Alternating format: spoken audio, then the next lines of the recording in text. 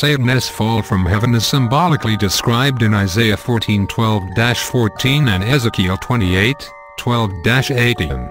While these two passages are referring specifically to the kings of Babylon and Tyre, they also reference the spiritual part behind those kings, namely, Satan. These passages describe why Satan fell, but they do not specifically say when the fall occurred. What we do know is this: the angels were created before the earth, Job 38:4-7. Satan fell before he tempted Adam and Eve in the garden, Genesis 3:1-14. Satan's fall, therefore, must have occurred somewhere after the time the angels were created and before he tempted Adam and Eve in the Garden of Eden. Whether Satan's fall occurred a few minutes, hours, or days before he tempted Adam and Eve in the garden, Scripture does not specifically say. The book of Job tells us, at least at that time, Satan still had access to heaven and to the throne of God. One day the angels came to present themselves before the Lord, and Satan also came with them. The Lord said to Satan, "Where have you come from?" Satan answered the Lord, "From roaming through the earth and going back and forth in it." Job 1:6-7. Apparently at that time, Satan was still moving freely between heaven and earth, speaking to God directly and answering for his activities. At what point God discontinued this access is unknown. Why did Satan fall from heaven? Satan fell because of pride. He desired to be God, not to be a servant of God. Notice the many "I will" statements in Isaiah 14:12-15. Ezekiel 28:12-15 describes Satan as an exceedingly beautiful angel. Satan was likely the highest of all angels, the most beautiful of all of God's creations, but he was not content in his position. Instead, Satan desired to be God, to essentially kick God off his throne and take over the rule of the universe. Satan wanted to be God, and interestingly enough, that is what Satan tempted Adam and Eve with in the Garden of Eden, Genesis 3:1-5. How did Satan fall from heaven? Actually, a fall is not an accurate description. It would be far more accurate to say God cast Satan out of heaven, Isaiah 14:15, Ezekiel 28:16-17. Satan did not fall from heaven, rather, Satan was pushed out of heaven. Other versions, Lucifer's fall is described in two key Old Testament chapters, Ezekiel 28 and Isaiah 14. Let us briefly look at both of these. It would seem from the context of Ezekiel 28 that the first 10 verses of this chapter are dealing with a human leader.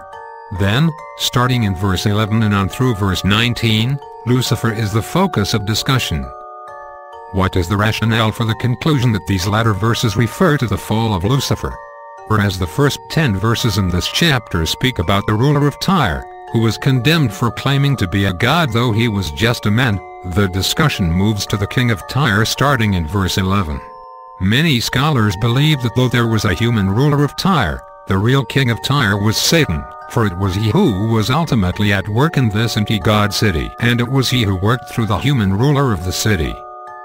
Some have suggested that these verses may actually be dealing with a human king of Tyre who was empowered by Satan.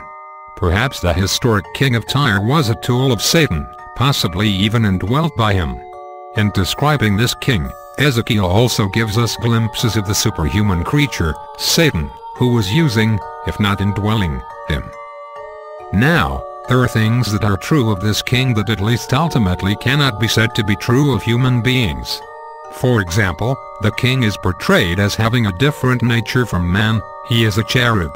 Verse 14, he had a different position from man, he was blameless and sinless. Verse 15, he was in a different realm from man, the holy mount of God. Verses 13-14, he received a different judgment from man, he was cast out of the mountain of God and thrown to the earth. Verse 16, and the superlatives used to describe him seem to fit that of a normal human being, full of wisdom, perfect in beauty, and having the seal of perfection. Verse 12 Nasb. Our text tells us that this king was a created being and left the creative hand of God in a perfect state, Ezekiel 28:12-15. And he remained perfect in his ways until iniquity was found in him. Verse 15b. What was this iniquity? We read in verse 17, "Your heart became proud on account of your beauty, and you corrupted your wisdom because of your splendor." Lucifer apparently became so impressed with his own beauty, intelligence, power, and position that he began to desire for himself the honor and glory that belonged to God alone. The sin that corrupted Lucifer was self-generated pride. Apparently, this represents the actual beginning of sin in the universe preceding the fall of the human Adam by an indeterminate time. Sin originated in the free will of Lucifer, in which, with full understanding of the issues involved, he chose to rebel against the Creator. This mighty angelic being was rightfully judged by God. "I threw you to the earth." Ezekiel 28:18. This don't mean that Satan had no further access to heaven, for other scripture verses clearly indicate that Satan maintained this access even after his fall. Job 1:6-12, Zechariah 3:1-2. However, Ezekiel 28:18 indicates that Satan was absolutely and completely cast out of God's heavenly government and his place of authority. Luke 10:18.